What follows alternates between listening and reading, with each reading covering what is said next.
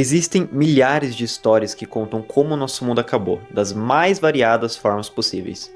Mas a maioria delas tem um grande ponto em comum: o instinto de proteção e preservação do ser humano falando mais alto e a humanidade seguindo em frente perante o apocalipse. O ponto principal é a luta pela sobrevivência, seja pela sua ou de sua família. Bird Box, por exemplo, contando uma história de uma grávida que tem como objetivo criar seus filhos para um mundo diferente do dela, onde as crianças não podiam mais utilizar da sua visão. Ou um lugar silencioso, onde os pais criam seus filhos para utilizarem da audição e não fazerem nenhum barulho se eles quiserem sobreviver. Ou até mesmo A Estrada, que é o filme mais bad vibe do mundo, onde um pai tem que cuidar e criar o seu filho no mundo onde tudo quer te matar. Mas vendo todas essas outras obras, eu me pergunto: o que acontece quando no mundo desse a figura paterna perde o motivo de viver? O jogo começa com a logo da publisher e do estúdio desenvolvedor. Mas se você prestar atenção, tem um som de fundo durante as escritas. Um som simples, de um tic-tac de relógio. Na primeira cena, vemos a Sarah dormindo no sofá da sala, sendo acordada pelo Joel enquanto ele acende a luz e fala no telefone, aparentemente depois de um dia daqueles no seu trabalho. Mas aquele não era um dia comum. Ainda não tinha dado meia-noite e era o aniversário do Joel. E a Sarah tinha um presente para ele. Seu próprio relógio, que foi consertado por ela. Afinal, ele vivia sempre reclamando disso. O jogo segue com a Sarah acordando com uma ligação do seu tio Tommy, aparentemente desesperado por algum motivo. Mas adivinha, não tem ninguém em casa. E de acordo com as informações do noticiário, o que antes tinha sido noticiado como uma rebelião parecia ser algo relacionado a uma pandemia nacional. E que as vítimas que foram afligidas pela infecção estavam agressivas. E tudo isso ligado a pequenas explosões. Cachorro latindo para um lado, 5 viaturas cortando de giro para o outro. O Joe chega desesperado em casa, manda a Sarah ficar longe de tudo, de todas as portas. Mas peraí, ele tá carregando uma arma? E se ainda não bastasse, seu vizinho começa a bater na porta de vidro que nem um maluco, sangrando, completamente fora de si. E invade a casa e... O Joe é basicamente obrigado a dar um tiro nele, tanto para proteger a si mesmo quanto a Sarah. E tudo isso com som de fundo. Tic-tac, tic-tac. Logo depois eles já se encontram com o Tommy, com o mesmo falando... Onde você estava? Tem ideia do que está acontecendo E lá? o Joel? Tenho uma ideia. É uma forma muito sutil de... Pô, não vem falar sobre isso agora. A minha filha tá aqui. Claramente com o instinto de proteger a sua filha disso tudo. Afinal, ela é uma criança. A cidade tá um completo caos. Com batida de carro para todo lado, fazenda pegando fogo e pessoas completamente desesperadas nas ruas. E esse ponto é muito importante, pois eles se deparam com uma família de 2 adultos e uma criança, sendo essa aparentemente ali da mesma faixa etária da Sarah. E eles estavam pedindo ajuda no meio da estrada, desesperados. E a primeira reação do Tommy é... Vamos ver o que precisa. O que você tá fazendo? Dirige. Eles têm um filho, Joel. Nós também. Nós temos espaço. Dirige, Tommy. Só aí já dá para perceber que empatia e altruísmo talvez não sejam as principais características do Joe nesse momento. Já o egoísmo... Dali em frente, nos deparamos com a primeira cena realmente zumbi dentro do jogo, de frente pro carro. E na tentativa de sair dali o mais rápido possível...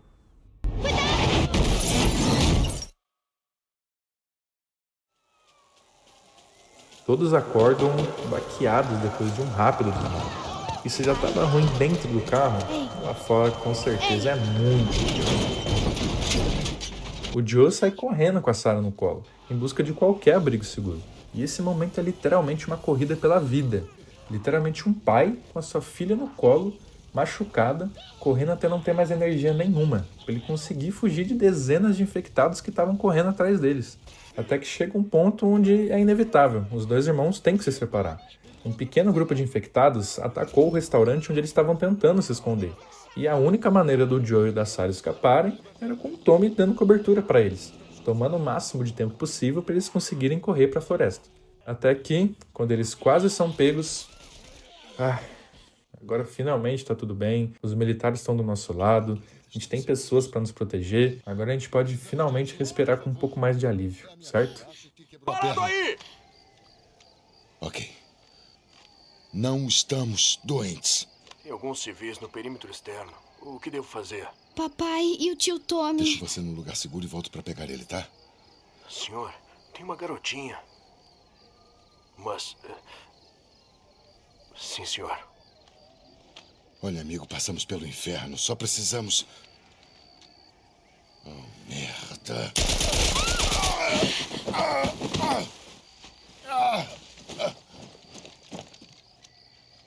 Por favor, não. O Tommy acaba chegando aos 45 do segundo tempo. Mas e quanto a Sarah? Sarah? Ok. Mexe as mãos, querida. Eu sei, querida. Eu sei. Escuta, eu sei que isso dói. Você vai ficar bem. Fica comigo. Tá, eu vou pegar você. Eu sei, querida. Eu sei que dói. Vamos, querida, por favor. Eu sei, querida. Eu sei. Sarah. Querida. O Joe vive Não o faz isso maior comigo. desespero que Não faz qualquer isso pessoa pode Vamos. ter. Ver a pessoa que você criou, que você sempre cuidou, a razão da sua vida, o seu maior amor, ir embora nos seus braços, Por favor. sem ele poder fazer Meu nada. Deus. E nesse momento, a vida dele parou, Por acabou. favor. Assim como seu relógio, Faça isso. que ficou preso naquele momento para sempre. E esse jogo tem muita coisa dita em gestos simples. E o fato de falar muito em coisas pequenas é exatamente a definição de amor.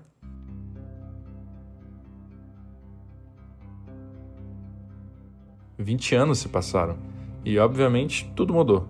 Nesse ponto da história, quem toma a frente de tudo é a Tess, a companheira de Joe. A relação entre eles é bem simples e flui muito bem, pois ambos são basicamente dois brutamontes e é exatamente por isso que eles dão tão certo. Vendo os dois juntos, a sensação que dá é: não interessa o problema, não interessa onde for, nem como precisa ser resolvido. Nós dois vamos resolver. E isso nem deve ser levado pro lado de que eles são super motivados.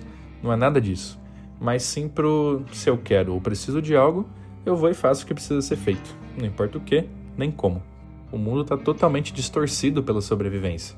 E a moralidade é cinza. O conceito de certo e errado nunca dependeu tanto do ponto de vista. E a organização só parece ser alcançada à força, com militares por toda parte. Práticas como toque de recolher, filas monitoradas para poder pegar comida e vigias de olho em tudo que você faz dia e noite se tornaram comuns. Quando você pensa que os muros e cercas são para poder te defender apenas dos infectados, o buraco é bem mais embaixo que isso. E a ordem é o que importa. A mensagem nas entrelinhas é muito perceptível. O mundo lá fora é extremamente perigoso. Mas os infectados, muitas vezes, não são a única ameaça.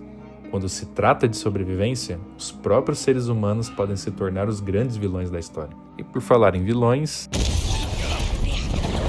um certo grupo rebelde ganha destaque, tanto em comentários entre as pessoas nas ruas, quanto em ataques de resistência. Eles dizem ser a luz em meio à escuridão, e se autodenominam vagalumes. O objetivo nesse momento é sair da cidade. E ao preparar munição para essa missão, nós escutamos da boca da Tess, pela primeira vez, Faça os tiros valerem a pena. depois de uma pequena perseguição, Joe e Tess chegam até Robert.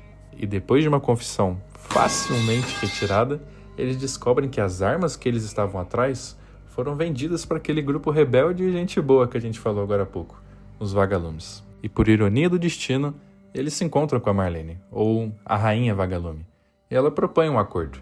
Ela tem uma carga, que precisa ser levada para fora da cidade. E além disso, o pagamento ainda vai ser muito maior que suas armas, ou seja, é algo grande, importante. Seguindo Marlene, o trio chega até o abrigo, e são surpreendidos por uma menina tentando atacá-los para proteger a sua amiga. Ai, vamos levar ela? Uma equipe de vagalumes vai encontrar vocês no Congresso. Isso não é muito perto. Vocês conseguem. Vocês entregam ela, voltam e as armas são suas. A Ellie se vê como uma garota que mais parece um passarinho explorando o céu pela primeira vez. E tudo fora daquela caixa que ela vivia é novo. E por mais trágico que seja o estado atual da cidade, ela se encanta, ela se interessa por tudo aquilo. Por estar finalmente vendo o mundo como ele é. O problema é que esse mundo não é dos mais receptivos. E eles descobrem que a Ellie estava infectada. Porém, Olha isso. Não me importa como se infectou. Já tem 3 semanas. Não, todo mundo se transforma em 2 dias, então para de mentir. Tem 3 semanas. Eu juro. Por que ela armaria pra vocês? durante a breve convivência dos três, Joel, Tess e Ellie, Tess se mostrava muito parecida com Joel, seja nas atitudes, seja em como eles reagem a esse mundo deturpado. Mas ela tem um toque diferente, que na verdade faz muita diferença.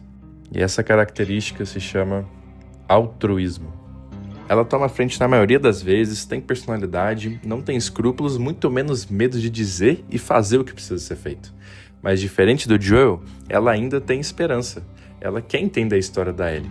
Na verdade, ela quer acreditar na história da garota. Ela precisa que aquilo seja verdade. Enquanto Joel vê isso como uma mentira, a Tess vê isso como esperança. Esperança de um mundo livre dos infectados. Esperança de que as pessoas não precisem mais viver nesse mundo, mesmo que ela não esteja mais nele. Se for verdade. Eu não acredito. E se for, Joel? Já chegamos até aqui, vamos até o fim.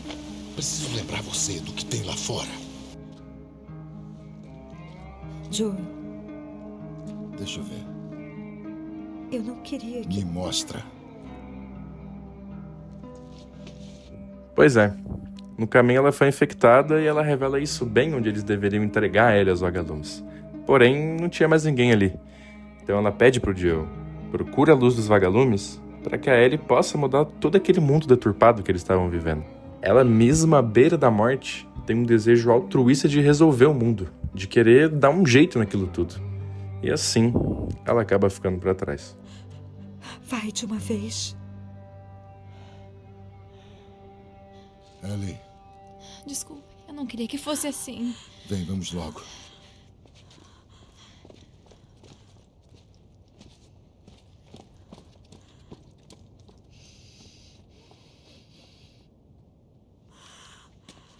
Sabemos que está aí! Larguem suas armas e saiam com as mãos para cima! A história segue, em direção a Tommy, irmão de Joel e ex-vagalume. Mas para isso, eles precisam de um carro, já que de Boston a Wyoming é uma caminhadinha boa. Joel decide reprimir seu luto por Tess nesse momento, e decide não falar sobre isso. E também proíbe Ellie de falar sobre, e como ele está no comando, ela apenas obedece por hora. Por mais que ela tenha crescido num mundo devastado, Ellie ainda é uma garota de 14 anos. Tudo para ela é muito novo, porém ainda assim ela não se deixa distrair do objetivo dela, como se dentro de si ela não se permitisse ser uma criança. Vemos isso em como ela se distrai com vagalumes de verdade na floresta. E ela acha isso fascinante, mas após o Joel não dar muita atenção ao fascínio da garota, ela parece que volta à realidade e se desculpa por ter se distraído. Uma criança se distraiu com algo belo e interessante é muito comum. Agora, esse senso de responsabilidade que ela tem não é nem um pouco normal para a idade dela. Parece que, pelo menos nesse início de jornada, ela faz de tudo para agradar o Joel. E assim, ela é bem rebelde e dificilmente respeita os mais velhos, mas que parece que com o Joel é diferente. Parece que ela tem esse apego inconsciente dentro de si, de querer agradar alguém para que essa pessoa não a abandone. Afinal de contas, ela já teve que lidar muito com isso para a idade dela. Após seguir em frente e ter um encontro amigável com o Bill, somos apresentados ao personagem, um sobrevivente que vive sozinho naquela cidade, e Joel decide cobrar um antigo favor ao seu amigo para conseguir um carro. Toda essa jornada com o Bill nos acompanhando nos mostra uma coisa, que ficar sozinho por muito tempo não faz muito bem para a cabeça de uma pessoa. Ele fala sozinho constantemente e é extremamente paranoico, não confiando em ninguém e preferindo ficar numa cidade repleta de infectados, porque para ele os infectados são mais fáceis de lidar, porque ele sabe o que passa na cabeça dele, diferente dos humanos. Bill até tinha um parceiro com que ele podia contar, porém o seu jeito paranoico e agressivo acabou separando eles, e no fim das contas esse parceiro acabou tirando a própria vida. Ele havia sido infectado, mas mesmo na morte ele ainda guardava um enorme ressentimento do Bill. Todo esse capítulo pode ser interpretado de algumas maneiras. A primeira é só uma parte de gameplay com mecânicas novas para você aprender e se divertir jogando, mas também ele tem uma função narrativa muito bem definida. Mostrar a tristeza verdadeira de ficar sozinho. Não é ficar sozinho isolado no quarto, mas não ter ninguém para poder contar, não ter ninguém a quem confiar. Esse é o verdadeiro medo de Ellie. E é muito bem construído nessa parte. Ellie viu tudo aquilo, e por mais que ela tratasse o Joel de uma maneira diferente dos outros, seguindo tudo que ele dizia, ainda assim, mesmo sendo contra o pedido dele de não falar sobre a Tess... Eu só queria dizer que eu sinto muito sobre a Tess. Só isso, eu não vou falar mais disso. Ellie, não se preocupe comigo. Vamos ver como está o Bill. Tá. Ela tira do peito aquele sinto muito. Mesmo o Joel não querendo falar sobre, Ellie decide fazer o que ela pelo menos sentia que era o correto. Ela percebeu quão trágico era terminar sozinha. E nesse momento, num capítulo que fala tanto sobre solidão, é onde Ellie decide fazer exatamente o contrário e tentar criar um laço com o Joel, mesmo o Joel repelindo a garota a todo momento. A jornada segue, Bill fica naquela cidade, afinal, aquela vida solitária era a única coisa que ele conhecia. Estamos quites. Então agora cai fora da minha cidade.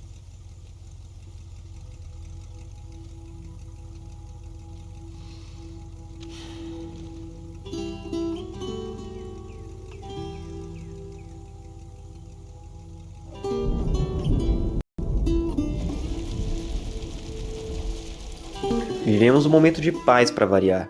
Os dois na estrada sem ter que lidar com o caos de infectados e saqueadores. Um breve período onde Ellie e Joel se dão bem por um momento, escutando músicas antigas pelo rádio, e Ellie, como toda boa criança, achando que consegue ficar acordada durante uma viagem longa. Mas, pera, essa paz tá meio esquisita, né? Tá muito tranquilo pra The Last of... Ah, já entendi. Eles encontram um homem ferido pedindo por ajuda, e antes que Ellie pense em ajudá-lo... Sinto aí, Ellie. Mas e o cara? Ele nem tá machucado.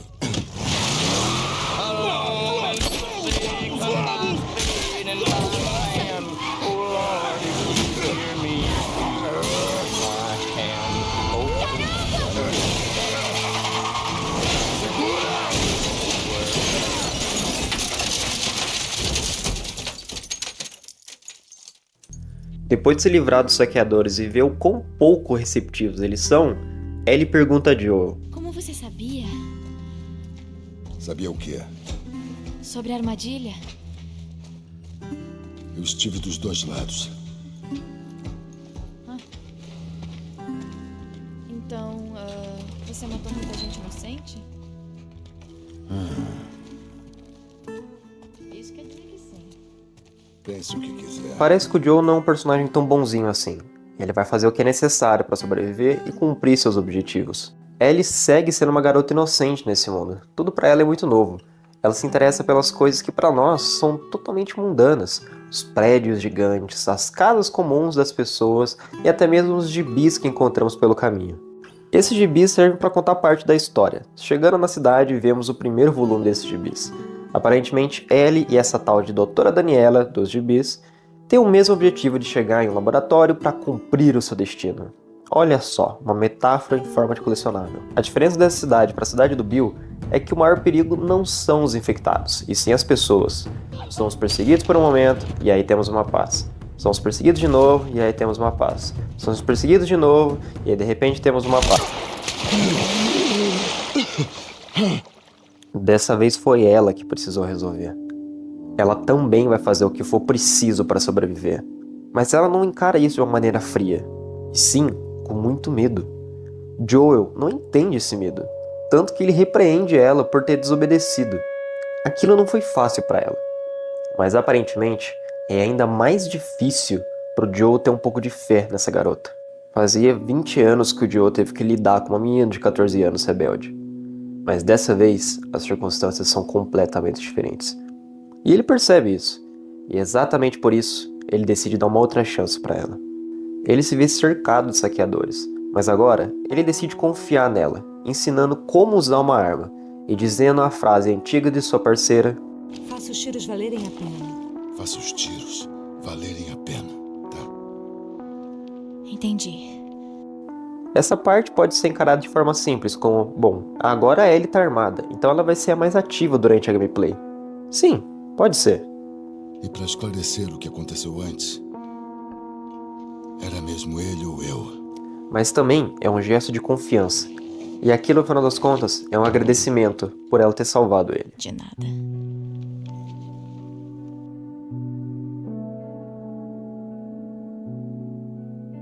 Na tentativa de sair daquela cidade, eles encontram Henry e Sam, dois irmãos que estão lutando para fugir daquele lugar. Henry é bem centrado e se importa muito com seu irmão, enquanto Sam é só um garoto comum. Porém, ele apresenta ser mais comum do que a Ellie.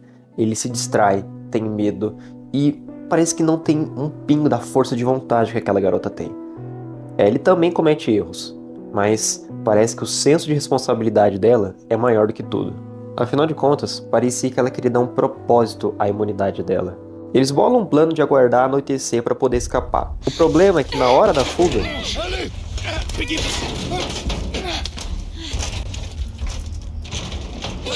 Bom, temos que levantá-lo. Sinto muito. Vamos embora. Quê? Que isso? É ridículo. Ei, agora! Mas que droga, Henry! Hã? Mais uma vez, bate! Ficamos juntos. Ele acaba que volta por Joe, e eles acabam fugindo juntos, pulando no mar para poder escapar daqueles malucos. Sem discussão. Ellie!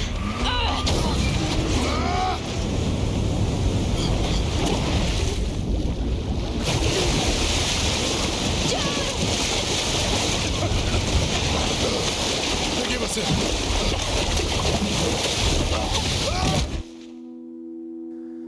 Joel acorda numa praia junto ao grupo e ele acaba não estando muito feliz por ter sido abandonado para morrer, mas acaba seguindo com eles por não ter muita opção.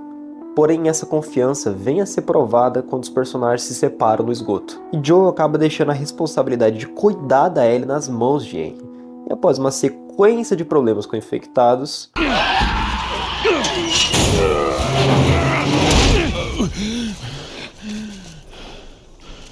mais uma vez, uma paz esperando a ser quebrada.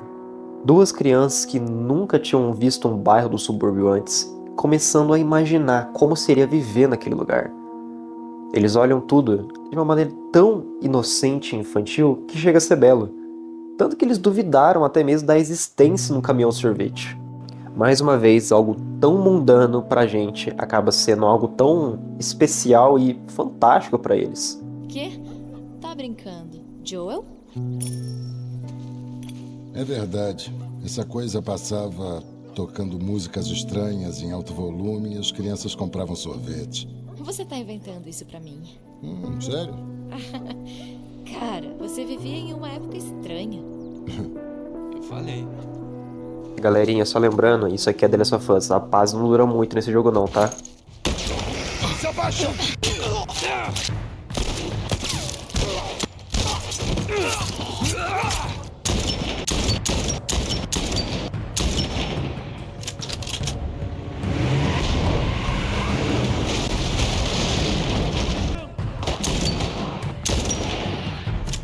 Meu Deus.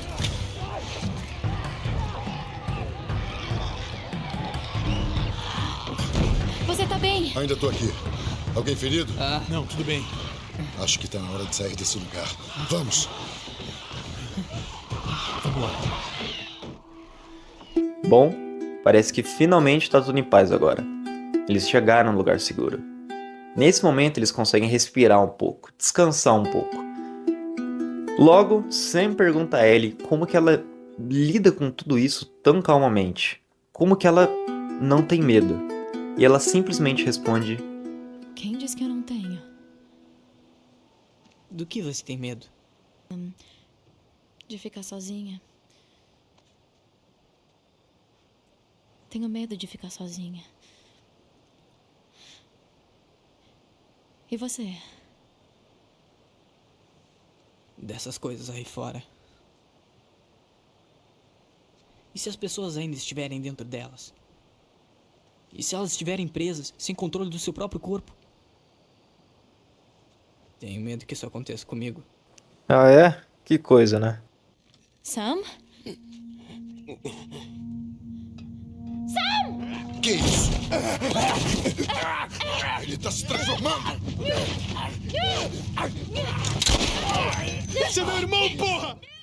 Até aqui a gente não falou tanto assim sobre esses companheiros secundários que acompanharam brevemente a nossa jornada. Mas é porque o jogo não é sobre eles. Esse vídeo não é sobre eles. Por isso a gente vai abordar eles muito pouco. Até porque eles têm funções muito mais simples do que parecem. Com a Tess, ela aprendeu um pouco do que é ter propósito. E que o altruísmo às vezes deve falar mais alto. Com o Bill, ela aprendeu o verdadeiro terror de ser abandonada e ficar sozinha. E o que isso pode fazer com a cabeça de alguém. E já com os irmãos, ela entende uma coisa. O que perder a pessoa que você mais ama no mundo pode fazer com a cabeça de alguém. Ai, meu Deus!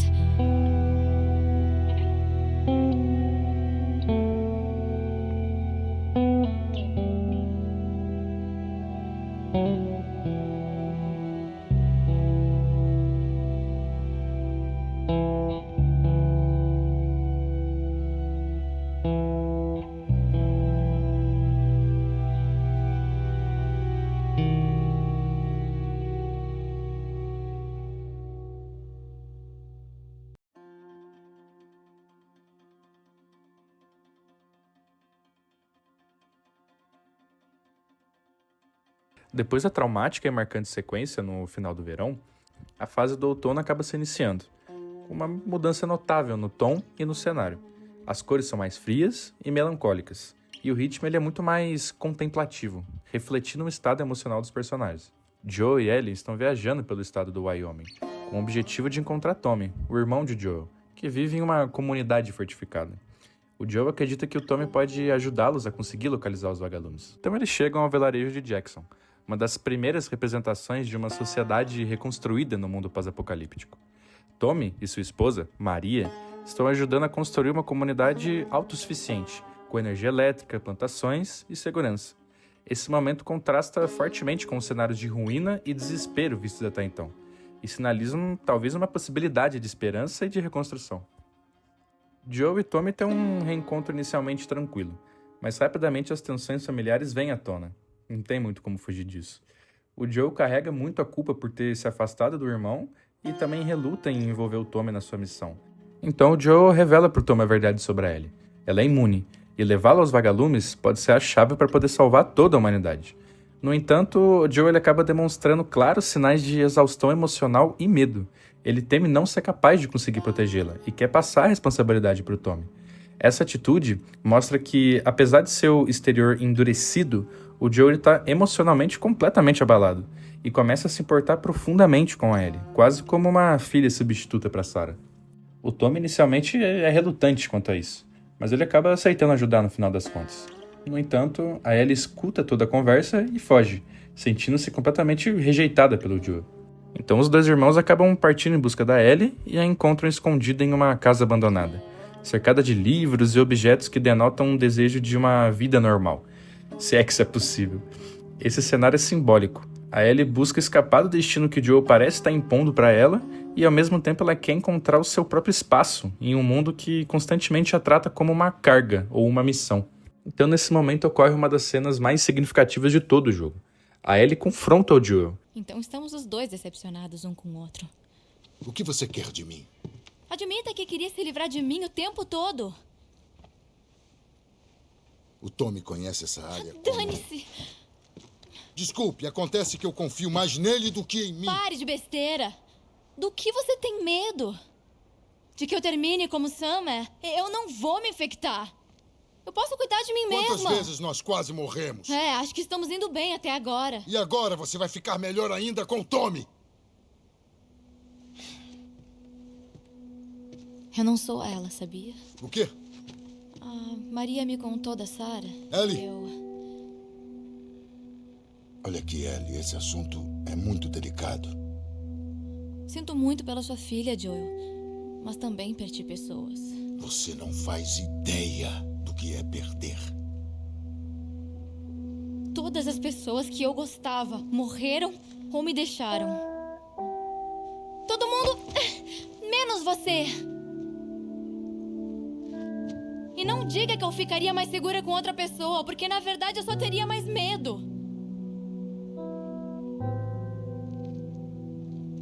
Tem razão. Você não é minha filha. E com certeza eu não sou seu pai. Essa cena é um momento de ruptura emocional e de virada no relacionamento dos dois.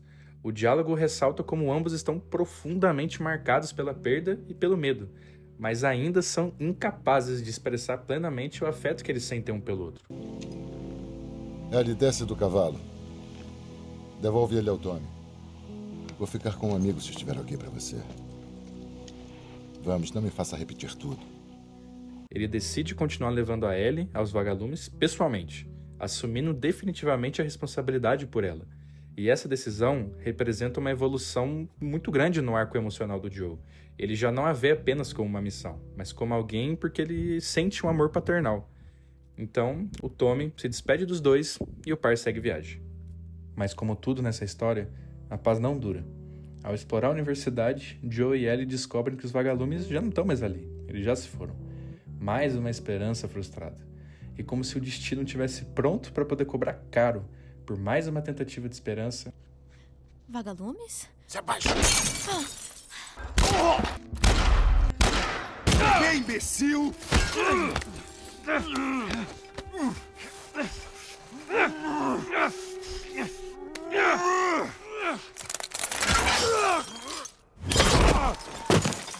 A tragédia acontece.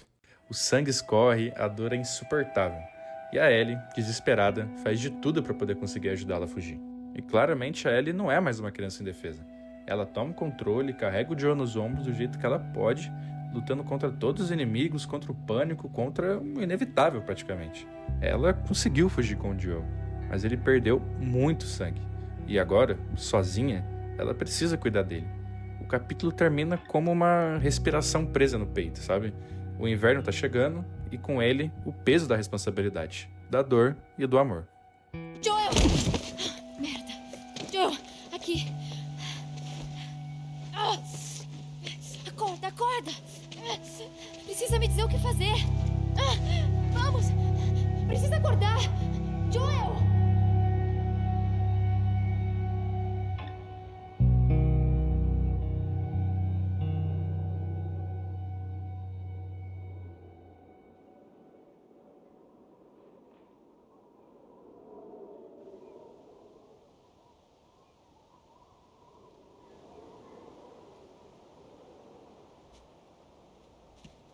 A neve finalmente começou a cair, e as habilidades da Ellie foram colocadas à prova. Eu sei que você estava esperando o coelho tomar flechada, mas hoje não. Ela se encontrava sozinha, procurando por comida e remédios para o Joe, que estava meio mal das pernas. O início do capítulo é muito silencioso, sem trilha de fundo. Somente Ellie fazendo seus comentários para si mesma enquanto caçava. Ela tá sozinha, fazendo de tudo para conseguir salvar o Joe. Quem tá aí? Ok, não tão sozinha. Aquele tom inocente daquela garota parecia estar desaparecendo. Ela ameaçava os dois homens a todo momento, enquanto negociava com eles. Os dois diziam estar num grupo grande que passava fome, e que esse servo ajudaria muito eles. Então a Ellie simplesmente decide trocar sua presa por alguns remédios por Joe. David, líder daqueles homens, decide ficar, enquanto o outro vai buscar os remédios. E ele se prova extremamente útil, ajudando Ellie a lidar com alguns infectados. Finalmente alguém para confiar nesse mundo. Caralho. Bom, aparentemente os NPCs sem nome The Last of Us tem uma historinha, né? Aqueles que eles mataram na universidade era o bando do David. E David acaba deixando ela escapar para poder chegar até o Joe. O problema é que talvez eles subestimaram muito aquela garota.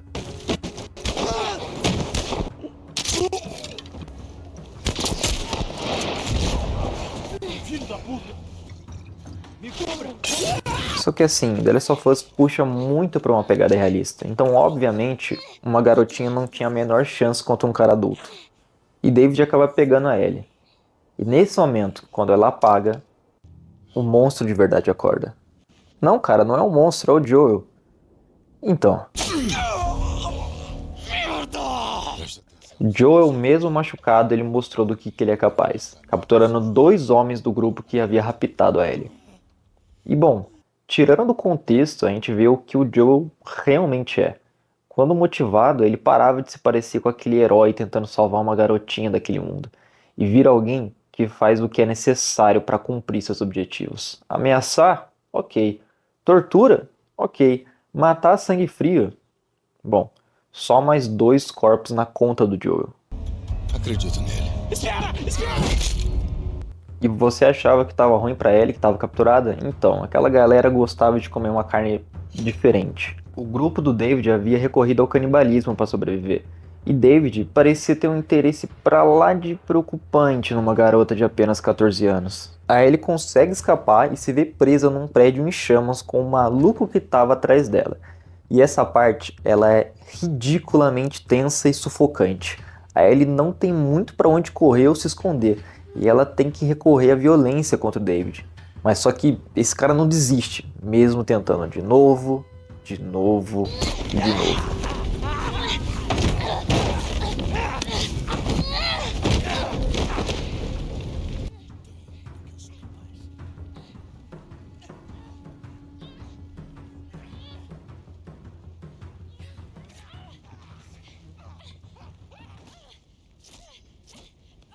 E bom, a Ellie é uma das protagonistas.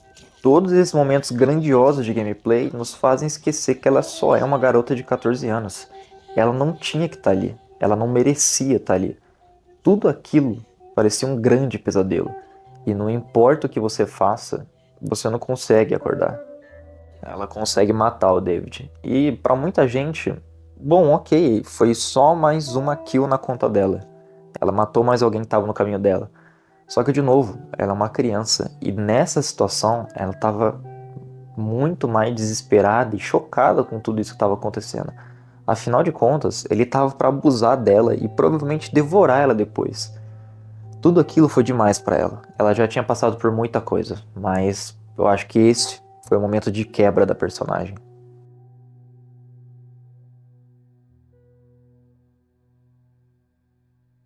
Eu sonhei que tava voando outro dia. Ah, é? É, Vamos, me conte. eu tava num avião cheio de gente. E todos gritavam e berravam porque o avião tava caindo. Então eu fui até a cabine, abri a porta e não tinha piloto.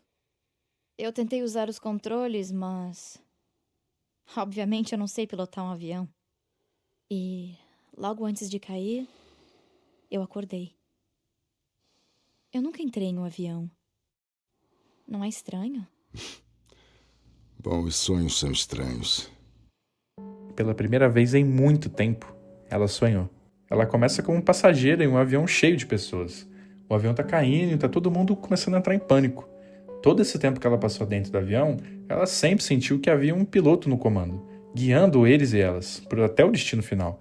E então ela vai até o cockpit e percebe que não tem ninguém pilotando. Então ela tenta assumir o controle, mas não tem ideia do que tá fazendo, é óbvio. Então ela acorda antes que eles caiam. Ela literalmente está nesse mundo que está indo para sua destruição. Ela sempre sentiu que alguém estava no controle da sua vida, seja sua mãe, Marlene, Tess ou até mesmo Joel. Mas quando ela tenta descobrir quem está no controle, não tem ninguém lá. O sonho da Ellie não é sobre voar, é sobre o medo de cair. E no fundo, é sobre confiar que alguém vai estar lá para poder segurar ela, se isso acontecer. E o Joel, naquele momento, ao ouvir, talvez sem saber, promete isso com o coração. Se você cair, eu vou te pegar, mesmo que o mundo inteiro caia junto. É muito interessante o quanto essa parte faz alusão à nossa própria vida. O Joe e a Ellie simplesmente atravessaram um país juntos. Cada passo marcado por sangue, por laços, que acabaram se formando em silêncio. E por uma verdade que é realmente dolorosa naquele mundo. Ninguém sai ileso de amar alguém. E nessa parte final, essa verdade se revela como uma faca de 2 gumes. A Ellie já não é mais a mesma. Depois de tudo que ela viveu no inverno, depois de matar para sobreviver, de ser caçada, usada, de perder a inocência, ela carrega um silêncio pesado. E o Joe percebe isso. Tenta puxar conversa, fala sobre guitarras, sobre o que ele faria depois de tudo aquilo. Mas a Ellie apenas responde com olhos perdidos. Ela tá ali, mas parece que não tá. Mas o mundo, de uma maneira completamente bizarra e muito bem feita, ainda oferece pequenos milagres. Tá vendo isso?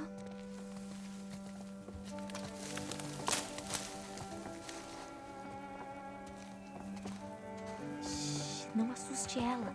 Não vou. O que você tá fazendo? Tudo bem. Vem cá, vem cá. Ei, rapaz. Rápido, anda. Anda. Ei, ali. Que legal. Pra onde ela foi? Ai, aqui, vamos, vamos. Devagar, menina. Vamos.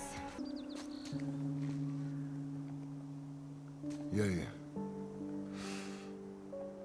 Era como você esperava?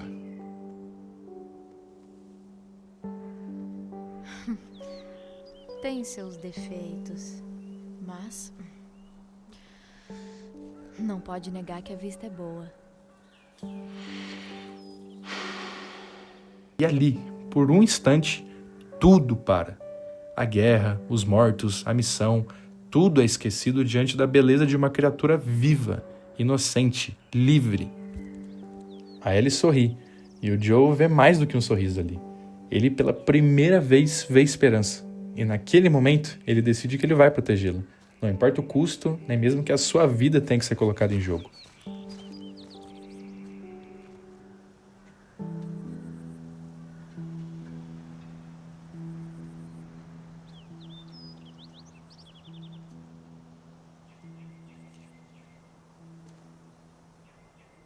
Não temos que fazer isso. Sabe disso, né?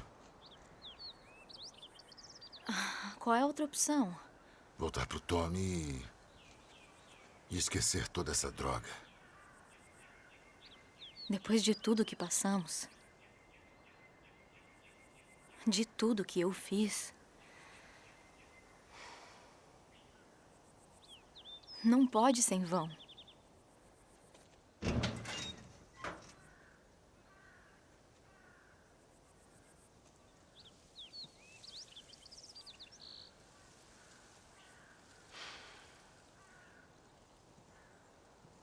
Bom, chegamos.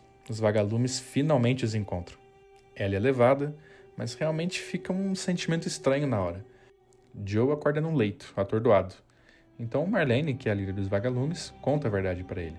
A Ellie vai ser operada, e para poder extrair a cura... Os médicos me disseram que o Cordyceps que cresceu nela sofreu uma mutação. Por isso ela é imune. Quando for removido, poderão fazer engenharia reversa e criar uma vacina. Uma vacina. Mas ele cresce no cérebro. Mas, pô, ele já perdeu uma filha, agora ele vai perder outra. Sim. Não. Isso definitivamente não vai acontecer. Ele não vai deixar. Não importa o custo. E não importa o que seja preciso fazer. O Joel se transforma. Não mais apenas em um sobrevivente. Ele se torna um pai em guerra contra o mundo. O homem que já jurou nunca mais amar, agora mata por amor. Frio, calculado, imparável. E depois de um rastro de sangue que vai por mim, vai ficar marcado muito além do que podemos imaginar, o Joe salva a Ellie e mata a Marlene. E é exatamente esse ponto que é crucial nesse momento. A narrativa nos mostra que, se fosse a Marlene no lugar do Joel, ela faria esse sacrifício de deixar a Ellie morrer, para o bem da humanidade.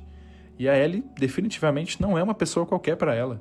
Ela conhece há muito tempo, acompanhou seu crescimento, sabe de tudo que ela passou até ali. Sem contar que ela também é uma pessoa muito importante para a própria Ellie. Alguém que ela defenderia com unhas e dentes. E mesmo assim, para ela, era o futuro da humanidade que estava em jogo. Era a única chance que eles tinham. É aquele 1% que seria 1000 vezes melhor do que zero. Já para o Joel, isso sequer entrou em cogitação. Ele definitivamente não pensou racionalmente sobre tudo. Da possibilidade da cura ser bem-sucedida, de quantas vidas a Ellie poderia salvar, ou então até mesmo pensar na cabeça daquelas pessoas que estavam ali trabalhando, de que todo mundo ali também só queria o bem da humanidade e que tudo aquilo acabasse. O Joel só queria salvar sua filha e ponto. Não interessa quem ou o que esteja na frente dele, ou ele salva a Ellie ou ele morre tentando. O grande ponto é entender que as coisas aconteceram daquela maneira porque era especificamente exatamente o Joel naquela situação. Muitas pessoas tendem a colocar essa escolha como óbvia, mas não é. A narrativa é construída pela visão dele. Todos os argumentos estão ali para poder embasar a história dele. Se fosse qualquer outro personagem, se fosse você aí do outro lado da tela que estivesse na história, poderia ter tomado uma decisão diferente. que levassem ao mesmo fim ou não. Depois de tudo, eu sei que não é o que você quer ouvir agora, Promete mas pra mim. Promete pra mim que tudo que você disse sobre os vagalumes é verdade. Eu juro.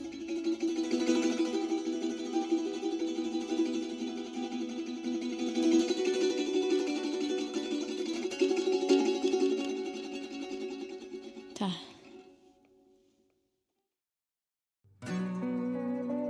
e pra mim, aqui tá o grande brilho do final do jogo, onde ele realmente fecha com chave de ouro e vira cinema. O Joel mente, e é única e exclusivamente por egoísmo, mas é um egoísmo de mãos dadas com amor. Ele não mentiu apenas para benefício próprio, ele mentiu por ela, para protegê-la. Ele não pensou no que ele poderia pensar sobre tudo aquilo, se era justo com ela. Ele simplesmente pensou como um pai. E que ironia, né? Mentir para poder fazer o certo? A história vai se fechando de uma maneira que passa uma sensação de qualquer um faria isso, ele fez bem em mentir, agora vai dar tudo certo, as coisas vão ficar bem. Será mesmo? Depois de tanto tempo, será que tanto eles quanto nós não aprendemos que nesse mundo isso definitivamente não existe? Não tem certo ou errado nessa história. É tudo sobre perspectiva. Em The Last of Us Parte 1, existe dor, escolha e consequência. O Joel não é um herói, nem vilão. Ele é simplesmente humano. A Ellie não é uma criança comum. Ela viu muito, fez muito, sofreu muito. É uma mente tragicamente adulta, no corpo de uma pré-adolescente. Joel é um cara cheio de traumas, com estresse pós-traumático fudido, e que se tornou um psicopata, uma máquina de matar. Antes ele o fazia pela sobrevivência, agora por amor.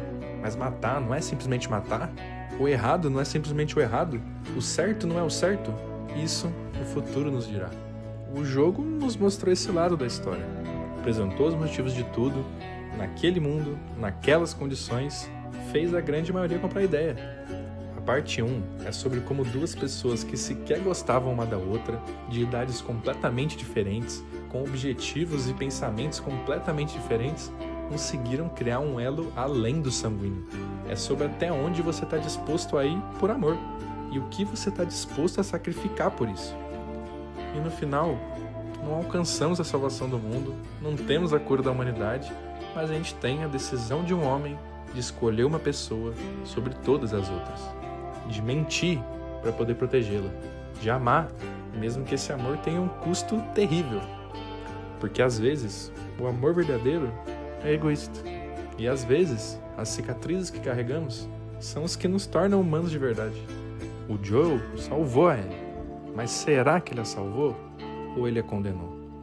E o mais importante, se fosse você, teria feito diferente?